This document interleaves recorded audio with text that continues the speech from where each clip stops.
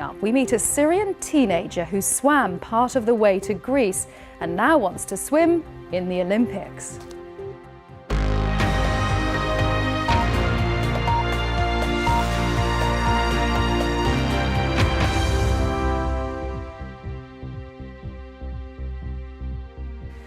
Well, we start in Germany, where despite the recent terrorist attacks linked to asylum seekers, German Chancellor Angela Merkel has insisted she won't abandon her policy of welcoming refugees.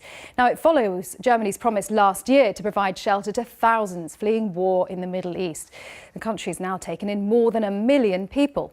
The Chancellor's come under increasing pressure since then after claims of sexual assaults in Cologne at New Year and, most recently, the series of attacks linked to migrants. But Angela Merkel is standing firm on her migrant policy. Und die Terroristen wollen erreichen. The terrorists want us to lose the focus on the things that are necessary. They want to undermine our solidarity and our togetherness. Und unser Miteinander zersetzen. They want to damage our way of life, our openness and, yes, our readiness to take in people in distress. The BBC's Chris Buckler has been in the Bavarian town of Landshut, which has seen a significant influx of refugees. Bavaria prides itself on being a welcoming place. But in Germany's largest state, there is increasing unease about Angela Merkel's so-called open-door policy towards those not coming for a holiday, but to make a new life. The two English words within Landshut's name might give you an idea of feelings here. There are people who want tighter controls on who enters this land. I'm in favour of an integration law that has more controls and gives people opportunities for the future. That must be a requirement, and that's where we as Bavarians differ somewhat from the government in Berlin. Earlier this year, in protest at the pressure on resources here, this region's mayor loaded up a bus of refugees and sent them to Chancellor Merkel's official residence in Berlin. While the flow of people has eased, there are still many in this town waiting to be given asylum status and therefore still reliant on Germany's help. This man asked for his face not to be shown because he has relatives who are still in Syria. I'm here before 9 months. I have interview now. I have 400 euro. But the process of approving asylum takes time. It's struggling to cope, like some of the families who feel stuck here. 5 years, you are in the same place. There's clear frustration, and after recent attacks involving refugees, also concern. There are a lot of people that has criminal record in their country before they come here. So what do you expect of them? When they come here, they become idle. They possess that criminal act again. There are many who feel there should be more checks, particularly with so many headlines about terror. And today, Chancellor Merkel did propose measures to improve security. It's the wrong way. But to the frustration of right-wing parties, she said her asylum policies won't change. Ich gehe davon aus. The events of the last week are a wake-up call to people. The warnings our party have given have proven to be true. It's an incredibly small number who threaten this society. The vast majority simply want to be a part of it. But there's a growing distance between Berlin and Bavaria about how to deal with the worries over fear and finances, and that could leave this country less open. Chris Buckler, BBC News, Landshut. It's the final day of the Democratic National Convention and Hillary Clinton's big chance to convince delegates and voters she deserves America's top job. Barack Obama has already given his seal of approval to Hillary Clinton as the best person to replace him in the White House. He told the convention in Philadelphia that there has never been anyone more qualified to serve as president. Well, let's head over to Philadelphia now and talk to Carlos Watson, who's CEO of Aussie.com. That's a daily digital magazine. Carlos Watson, welcome to you. It's going to be a tough act to follow, having Barack Obama make that speech last night. I think indeed. In fact, I think it was President Obama's best speech ever, which is saying a lot given his skills as an orator. That good. And so I think it will. I think it was that good. You should have seen the crowd here.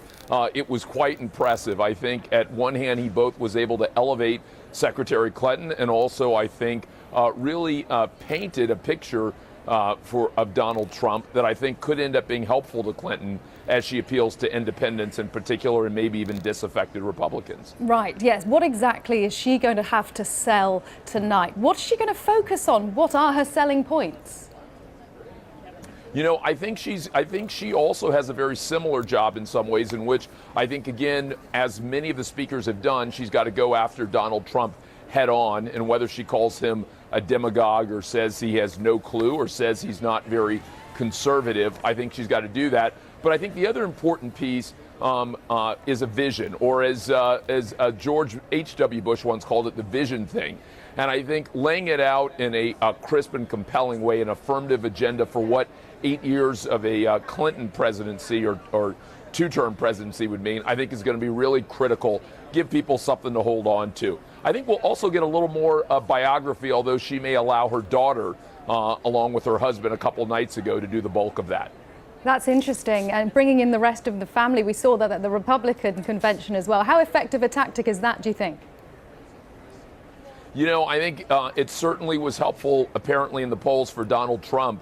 I think not only his daughter Ivanka, but even the flub that Melania made, even his son Donald Jr. were helpful.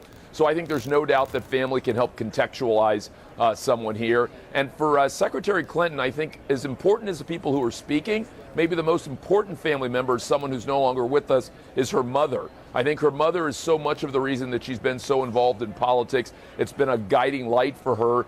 And yet I don't know that people know enough about her mother and her mother's story. And so I wouldn't be surprised to hear Secretary Clinton spend a lot of time on that family member in the course of her headline speech. Oh, that's interesting. I mean, you mentioned just then a Republican bounce. How much is that worrying the Democratic Party, and how much of that is going to feed into the negativity, trying to talk Trump down? How much do they balance that with positivity about what they should vote for in Hillary Clinton? You know, I think there's no doubt, even though Democrats won't say it out loud, that they are worried. I think many looked at the convention last week in Cleveland and thought, as opposed to getting a bounce, that in fact Trump might recede a little bit given the flub that Melania had, given some of the other drama, including Ted Cruz. And so I think they were frankly caught off guard, even though now most of them will say, well, that's what you expect and that's the norm, but that's not what they really believe. But let's see what Secretary Clinton walks away from this convention with. You'll remember back in 1988, those many years ago, maybe one of the best convention bounces we've ever seen went to the Democratic nominee, Michael Dukakis, who exited his convention up by 17 points. I don't expect that, but I think if Secretary Clinton in some of the unusual swing states, places like Georgia, where she's within 5 points right now, North Carolina, where she's closer, Missouri, where she's further back than you would have expected, almost a double-digit Trump lead. If she can help herself in some of those places, I think they would be wildly excited. Carlos Watson, thank you very much there from Philadelphia. Carlos Watson, CEO of Aussie.com. We appreciate your time. My pleasure. Thank you. There's a lot more on the Democratic National Convention. It's all on the BBC News website. There's the latest on what's been going on, all the speeches and reaction to those speeches. Just go to bbc.com/news. Two of Turkey's highest-ranking generals are reported to have resigned following the coup attempt earlier this month. Now, it comes a day after more than 1,500 military personnel were sacked for their alleged roles in the failed uprising. More than 130 media outlets were ordered to be shut down on Wednesday as the Turkish government continues this crackdown. Let's go over to Mark Lowen in Istanbul. Mark, I mean, how far-reaching are we seeing this latest crackdown is? It's staggeringly widespread, really, when you look at almost every sector of society that is being affected by this, Karen.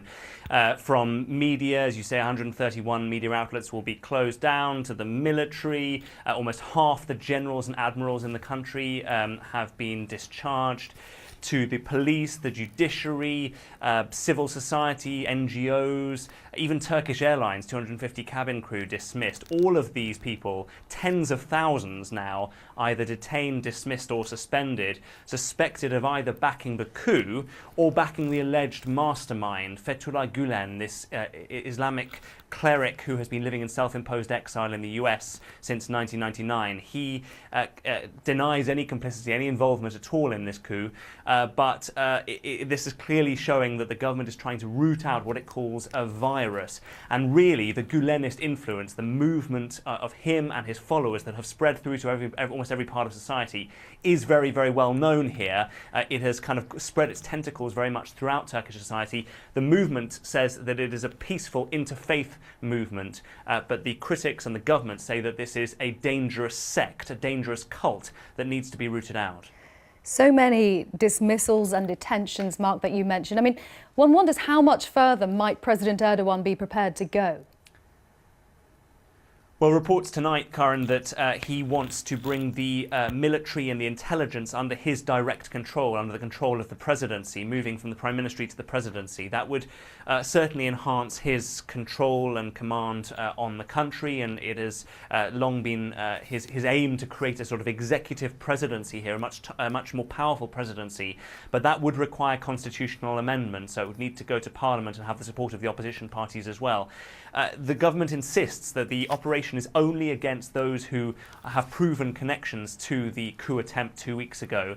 But the critics say that actually this is an attempt by the government to round up all opponents, all enemies, and group them together and detain or dismiss them. So the criticism from Western governments continues, but the government here says, look, this is us going after those who tried to murder their way into power, and it is really the repercussions of the most traumatic 2 weeks in Turkey's modern history. Nearly 2 weeks indeed, Mark. I mean, what difference has all this made to daily life in Turkey? How does it feel different? Well, look, on the surface, cities like Istanbul continue as normal. This is a bustling, vibrant, cosmopolitan city where people go around and drink their espressos in the morning, go shopping in the afternoon, and might go to one of the 5 times that they pray as well. But of course, this has absolutely uprooted almost every element of society here. So many arrests, so many detentions, so many dismissals, and also a fear, really, among those who feel as though they are targeted, that this that they could be next. That said, Turks have united against the coup. So even though they are still divided over their president, they largely feel that a president who has his faults, in the eyes of some critics, is better, certainly, than a military takeover of Turkey in 2016. Mark, thanks very much. Mark Lowen in Istanbul. Let's take a look at some of the day's other news. French investigators have used DNA to formally identify the second of the 2 young men who killed an elderly priest on Tuesday. Police had received a tip-off from a foreign agency warning that 19-year-old Abdelmalik Petitjean was preparing an attack. At least 75 people have been killed and several others are still missing after heavy monsoon rains triggered floods and landslides in Nepal. Thousands of people have been displaced, with many houses swept away or destroyed by floodwater. There's also been severe flooding in parts of India, Pakistan and Bangladesh. Health officials in Florida are investigating 4 new cases of Zika that do not appear to be linked to travel to South America, and this has raised the possibility that the virus is being spread by mosquitoes in the US. It can cause severe brain defects in newborn babies. Pope Francis suffered a minor fall as he celebrated Mass before huge crowds at Poland's holiest Catholic site, the Jasna Góra Monastery. The pontiff was helped quickly to his feet and didn't appear hurt. Later, around 500,000 people attended an open-air ceremony in the city of Krakow. The UK's Lloyds Banking Group has announced it's going to shed 3,000 jobs and shut 200 branches by the end of 2017. The bank has justified the move, saying it now expects interest rates to stay low for longer. Lloyds, which is part state-owned, also warned that uncertainty after the UK's vote to leave the European Union could affect its profits in the future. In Syria, one of the country's most powerful Islamist rebel groups, the Nusra Front, has announced that it is breaking its links with al-Qaeda and changing its name. In a recorded message, the group's leader said it would now be known as Jabhat Fateh al-Sham, or the Front for the Conquest of Syria.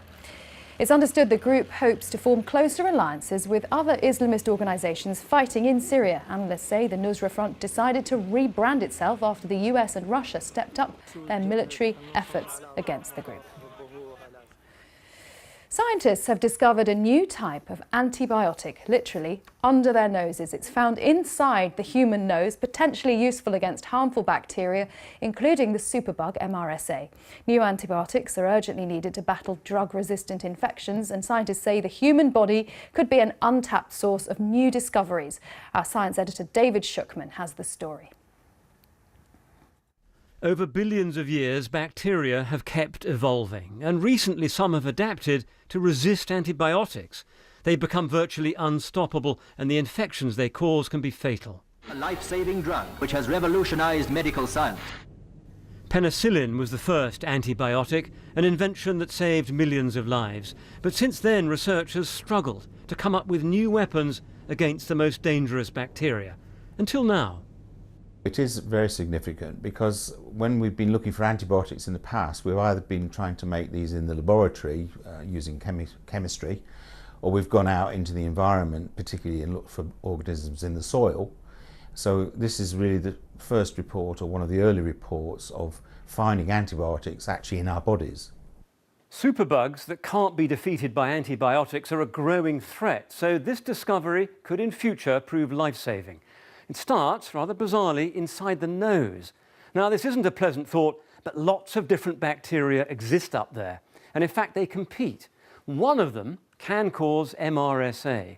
But it turns out another kind of bacteria can stop it. That's the key finding from the scientists in Germany. They also found that one gene in that microbe produces a substance that they've called lugdinin. And when they gave that to mice, they saw that it actually helped to resist infections. So this really does create what could become a new type of antibiotic. Developing new drugs is never a rapid process. It may be at least a decade before this discovery is actually turned into a real medicine. Well done!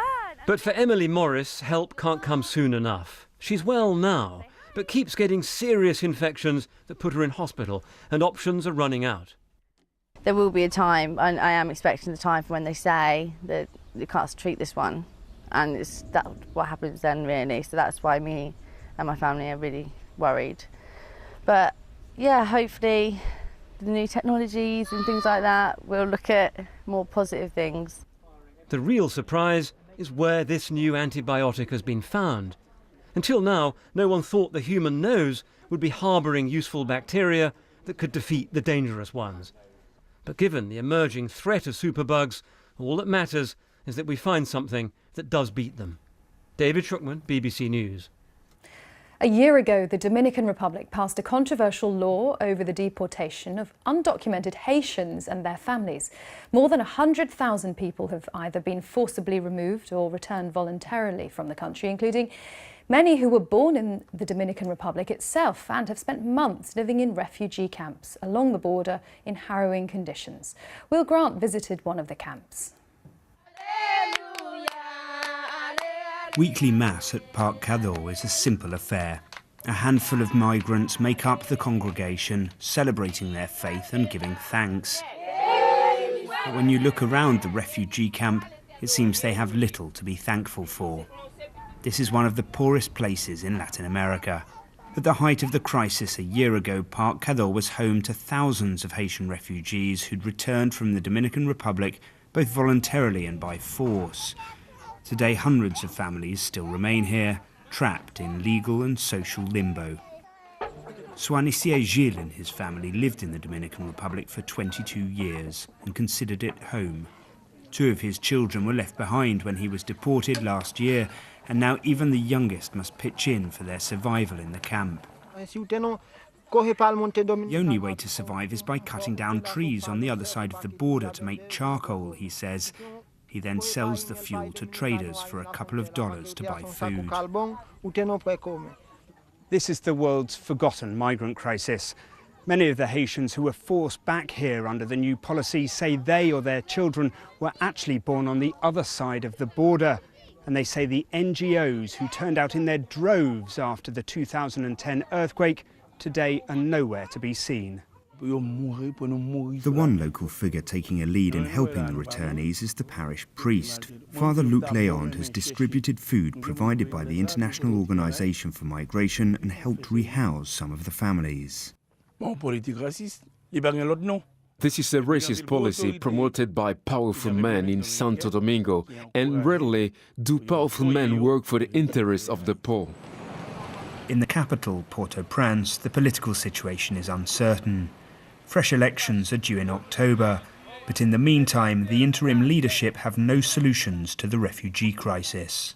Haitians leave Haiti because the country can't offer them opportunities, access to work, or decent living conditions. Over the last 30 years, we have been living through political crisis, and after each election, there's a new one. Soani Sié takes me to the border between Haiti and the DR, marked by the Pedernales River. He explains how they cross at night to avoid detection in order to gather the firewood needed for charcoal. The name Parc Cadeau means gift ranch in Creole, a reference to the once fertile land. But today, the conditions awaiting the returnees to Haiti are anything but a present. Will Grant, BBC News, Haiti. Now, all this week on the BBC, we've been following refugees who are aiming to compete at the Rio Olympics as members of the IOC's Team Refugee. 18-year-old Yusra Mardini fled Syria for Turkey, and as she was trying to reach Europe, the small dinghy she was in started to sink, so she and her sister had to swim part of the way to Greece. After several months in Germany, she's now hoping to swim at the Rio Games.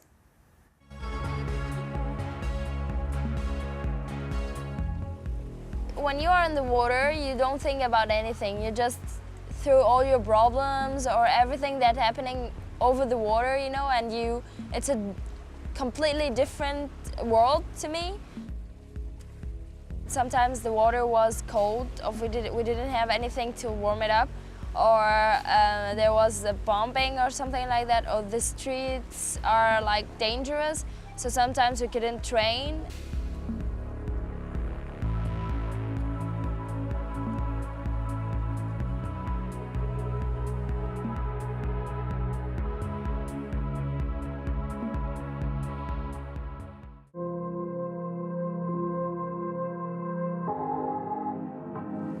The boat was, I think it was not good. The motor stopped. Then they said someone had to go to the water. My sister jumped in and she didn't let me go to the water, but after that I jumped with the other side. Of course we were scared, but we had to try. Like, it's the same. Maybe I'm gonna die on the way, but I'm almost dead in my country. My life was just passing through my eyes. Yeah, it was cold. We said that it would be a shame that we will die in the water and we are swimmers.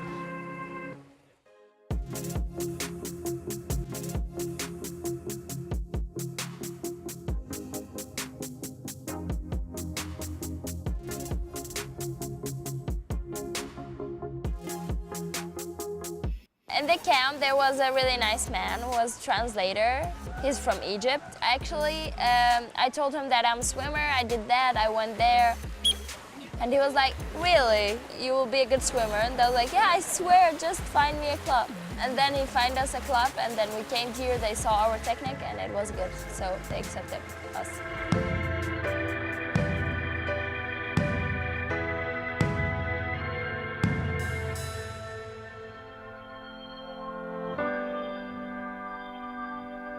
Yeah, first I came here, the language was hard and I didn't know anyone.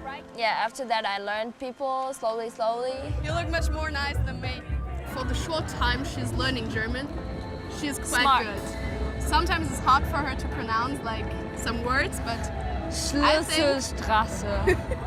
Like, yeah, it's a name of street. Yeah, it's like a famous shopping street, it's called Schlossstraße.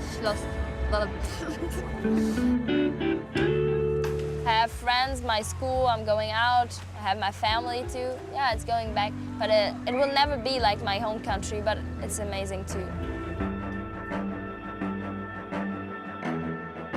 Yeah, I want to be an inspiration for everyone, and I want to help refugees. Life will move on, life will not stop for you because you have pain. No, you have to move on, you have to work on everything. 18-year-old Yusra Mardini from Syria, now living in Germany. Now, just some pictures to finish with. A rocket carrying a US spy satellite has blasted off from Florida. The Atlas V lifted off in perfect weather conditions from Cape Canaveral and headed into space without incident. The satellite is owned by the National Reconnaissance Office, which is a US government agency in charge of supporting the intelligence community and Department of Defence. If you want to get in touch with us at BBC World News about any of our stories, we're on social media. I'm at Karen BBC on Twitter. You can also find the BBC News Facebook page. That is it from the programme. The weather is coming next, but for me, Karen Giannoni and the rest of the team, goodbye for now.